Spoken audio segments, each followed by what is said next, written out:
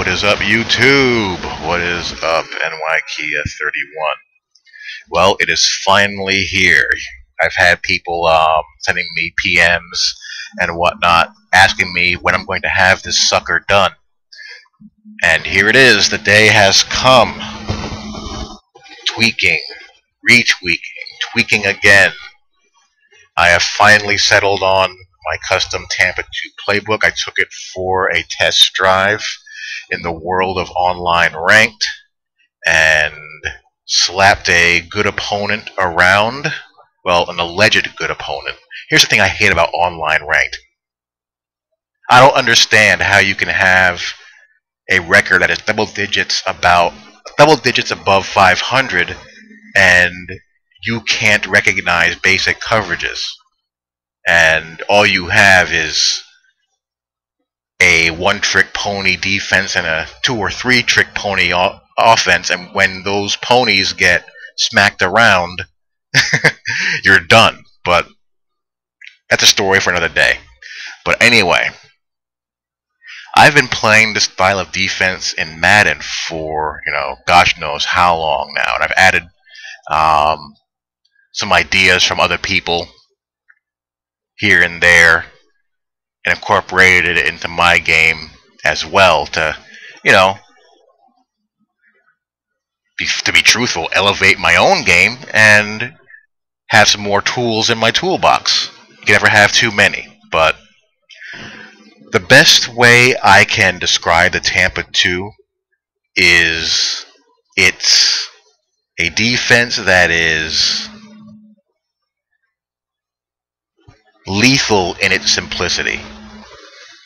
If I was going to teach someone how to play defense for the first time or offer suggestions to someone who's struggling to get better at defense, this is the first style of defense I would have them practice and master, because once you do and you get settled in who you want to user control and you get your user skills better and you understand what plays to call and when and maximize your personnel, all of that good stuff, you're going to be amazed at how something so simple can just wreak so much havoc.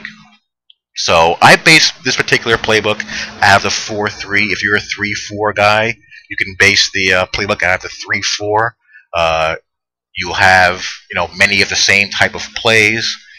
You may have to add a different formation here and there, but the principle is going to be the same. And if you're a 3-4 guy, you have the added advantage of being a little bit more creative and mixing up who your fourth rusher is. So that's an advantage of running this out of the 3-4. But I prefer 4-3 for my own reasons, and that's the way I play it. But 3-4 will work just as well as 4-3. So this is a base 4-3 formation. 4 defensive backs, 4 down linemen, and 3 linebackers. And the name of the game of the Tampa 2 is speed and athleticism. If you look at the teams in real life who run this type of scheme successfully, the Iowa Hawkeyes, Pete Carroll at USC, Monty Kiffin at Tennessee, and of course those great Buccaneer defenses. Tony Dungy with the Indianapolis Colts, the Vikings, the Chicago Bears, all those teams run some variation of this, base concept. And all of those teams have athletic defensive lines and athletic linebackers who can run. USC with Brian Cushing. Tampa Bay, Simeon Rice, Warren Sapp, Derek Brooks. The Bears, Julius Peppers, Urlacher, Briggs. The Colts, Freeney, Mathis, Brackens, and on and on and on. Speed, speed, speed. Because the reason why you're putting such a premium on that is because you're going to be relying on your base 4-man pass rush to generate the majority of your pressure so that you can drop all those athletes into coverage, take away those deep routes down the seams, down the sidelines, and in the middle of the field, and also rally to the football for any balls thrown short, and also to pursue the run. So you got to be able to get to the football fast. You got to be able to do the equivalent of blitzing as far as generating quick, fast heat with 4 guys. So you have to have athletes along your front 7 and good zone coverage in your secondary. The middle linebacker here, he is the engine that makes this sucker go. If you don't use or control this player, he has to be fast, no slower than 80 speed, preferably as close to 85 and above as possible. He has to, no ifs, ands, or buts about it, have a high zone coverage rating. As close to 70 and above as possible.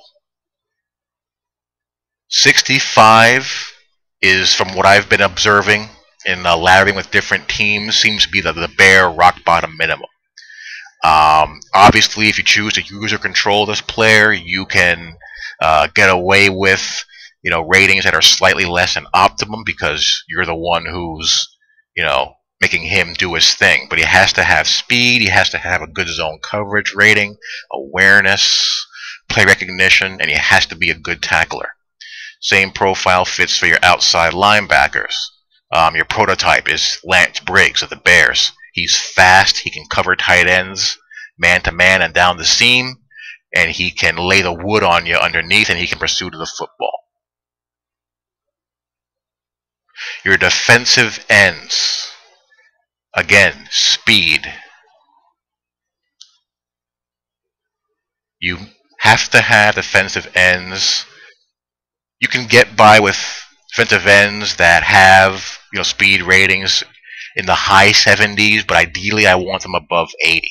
Like with Notre Dame here, these 2 guys are actually linebackers, and they're very good edge pass rushers. They have speed ratings in the mid 80s, good block shed ratings, and they both have high finesse move ratings. So their Achilles heel, though, is coverage. Their coverage ratings are horrible, so I put them at D-end. Again, if you don't have the exact profile on your team, you have to mix and match in order to get what you want. For example, an online dynasty and in my offline dynasty, I'm going to recruit strong safeties to play this outside linebacker spot, or convert strong safeties that can tackle and have good strength ratings to play this position here. And if I have a good pass rushing linebacker who's quick, convert him to D-end. I have a defensive tackle. Since I have 2 of my outside linebackers playing defensive end, I move one of my defensive ends, my most athletic defensive end, defensive tackle. This guy right here. You want defensive tackles that have speed ratings as close to 70 as possible. And this particular guy, he has a speed rating of 80, I think, plus good strength, a good power move, and block shed rating. And his job is to just charge in here and shoot through this gap here between the center and guard and wreak havoc. He's got to be your Warren Sapp, your Nick Fairley, your Ndamukong Suh, your Gerald McCoy. Same thing with this dude here. I prefer to have 1 athletic defensive tackle and 1 traditional, stout run player defensive tackle who's a little bit slower but is stronger and can shed blocks. Corners, type of guy you want is, remember, Joe Hayden of the Gators, and of course Rondé Barber of the Bucks. You want guys that can be physical at the line of scrimmage, can tackle, can play press and off man, and have a good zone coverage rating. And the reason why the press rating is so important is when you call cover 2 buck or cover 2 hard, he has to jam the wide receiver and force as best he can either an inside release, or if he can't do that, obstruct his release off the line so that the safety here has time to get over here and cut off any flag or fly routes. And I'll show you what happens when you don't have a corner that can get the jam and what that can do. It'll basically bust the defense apart. So that is an overview of the Tampa 2, and I'll show you it in motion so you can see what it looks like in slow motion.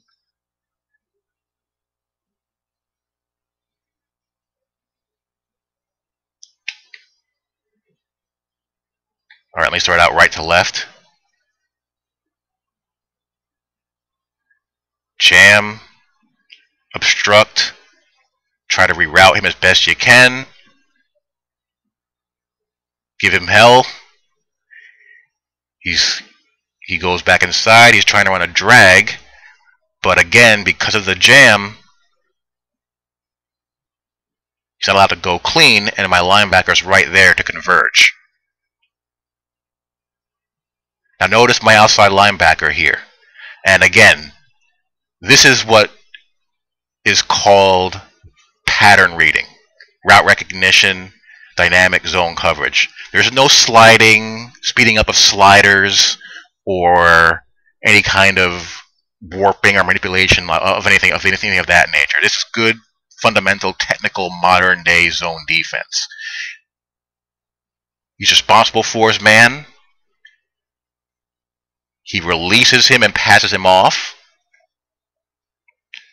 And first of all, I'll give this route up all day. I don't really care. My job here is first and foremost to follow this guy and keep an eye on him down the seam. I'm not going to get beat by guys who throw 5-yard drags all game. That's not going to beat you, because sooner or later he's going to have to throw the ball downfield. So I employ a personal 5-yard no cover zone. If he wants to take that route all game, fine.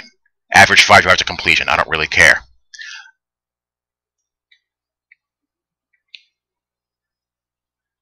And once he passes him off, he funnels back inside. That's textbook zone coverage. Safety goes to his deep zone, and he's here to cut off his corner route. Again, I'm using the middle linebacker. I had to follow him until I was certain I could pass him off. This outside linebacker is looking for deep routes. He settles in. He's in position to cut off this, and this safety here has his back.